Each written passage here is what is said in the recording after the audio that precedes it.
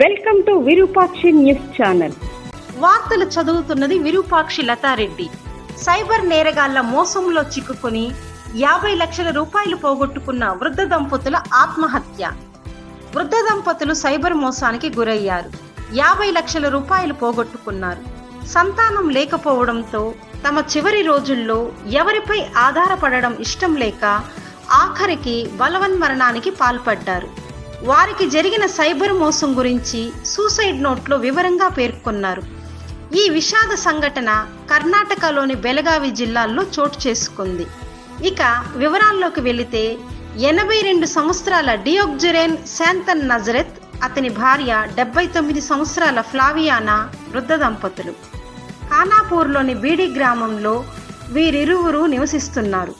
మార్చి 27వ తారీఖున ఫ్లావియానా బెడ్పై మరణించి ఉండడాన్ని పొరుగున ఉన్నవారు గమనించారు. రిటైర్డ్ మహారాష్ట్ర ప్రభుత్వ సెక్రటేరియట్లో ఉద్యోగి అయినటువంటి డియోగ్జురేన్ శాంతన్ మృతదేహాన్ని ఆ ఇంటి అండర్ గ్రౌండ్ నీటి ట్యాంకులో గుర్తించారు. ఆయన మెడ, చేతి మణికట్టుపై కత్తి గాయాలు ఉన్నాయి. కాగా ఈ సమాచారం తెలుసుకున్న పోలీసులు సంఘటనా స్థలానికి చేరుకున్నారు. డియోగ్జురేన్ శాంతన్ రాసిన సూసైడ్ నోట్ను నిశితంగా పరిశీలించారు. సుమిత్ బిర్రా, అనిల్ యాదవ్ పేర్లను ఆ నోట్లో వృద్ధ దంపతులు పేర్కొన్నారు.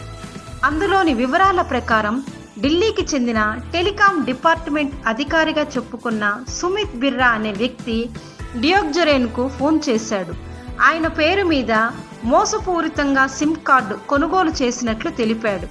వేధింపులు, అక్రమ ప్రకటనలకు ఆ సిమ్ కార్డును వినియోగిస్తున్నట్లు ఆరోపించారు. ఆ తరువాత క్రైమ్ బ్రాంచ్కు చెందిన అనిల్ యాదవ్ వ్యక్తికి ఫోన్ కాల్ను ట్రాన్స్ఫర్ చేశాడు.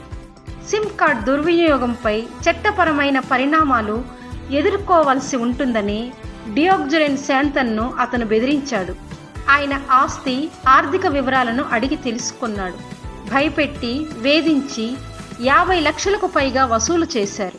కాగా సైబర్ నేరగాళ్లతో జరిపిన ఆర్థిక లావాదేవీల వివరాలను డియోగ్జురేన్ మొబైల్ ఫోన్లో పోలీసులు గుర్తించారు. ఆ మొబైల్ ఫోన్, సూసైడ్ నోట్, ఆత్మహత్యకు వినియోగించిన కత్తిని స్వాధీనం చేసుకున్నారు. ఆయన భార్య ఫ్లావియానా విషం సేవించి ఆత్మహత్యకు పాల్పడి ఉంటుందని అనుమానిస్తున్నారు.